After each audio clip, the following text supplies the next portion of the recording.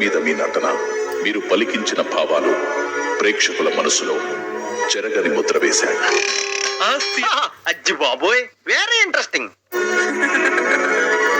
Big boss ఇల్లు మీకు పరిచయం లేని ప్రదేశం, నటనకు ఆస్కారం లేని చోటు. ఏం చేస్తున్నాడయ్యా? నంది నేషనల్ అవార్డు 2 దాటిపోయాడు. లాంటి కఠిన పరిస్థితుల్లో ఎన్నో ఒడిదుడుకులను దాటుకొని టాప్ 5 లో ఒకరిగా నిలిచి ఇక్కడ మనం కింగ్ అన్నయ్యా, బొంగేం కాదు. ఏరా? మీరు ఎంత చిచ్చర పిడుగో అందరికీ తెలిసేలా చేశారు. ఇప్పుడు మీరు చెప్తే తెలిసిందండి. చిన్న విషయానికి మనసు నొచ్చుకునే దూది లాంటి సున్నితత్వం, అమ్మాట కూడా నేను ఇంత త్యాగమూర్తి దాకునుందా అమ్మా? కథన రంగంలో విరుచుకుపడే శివంగి లాంటి ధీరత్వం, ఇల్లు నుంచి వెలువడే అస్త్రంలో మనం ఉండాలి. కత్తికి 2 వైపులా పదునైనది మీ వ్యక్తిత్వం. Thank you Bigg boss.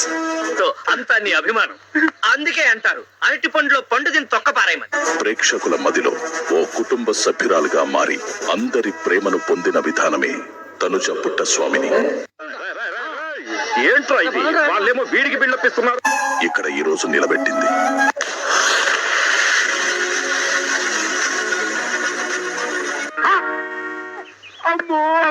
చాలా విచిత్రంగా ఉంది.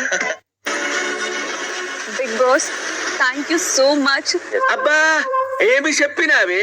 ఎక్కడో పుట్టి పెరిగిన నన్ను ఇంతగనగా ప్రేమించి ఈ రోజు నేను ఇక్కడ నిలబడేలా చేసిన ఎప్పుడు నవ్వుతూ పక్కన నేర్పిస్తుండే మీరు ఇలా బాధపడటం నేను చూడలేదు సార్. ప్రతి ఒక్క ఆడియన్స్ కి థ్యాంక్ యూ సో మచ్. ఈ కార్యక్రమం ఇంతటితో సమాప్తం. రేపు ఇదే అలవాసులపై మళ్ళీ కలుసుకుందాం. అంత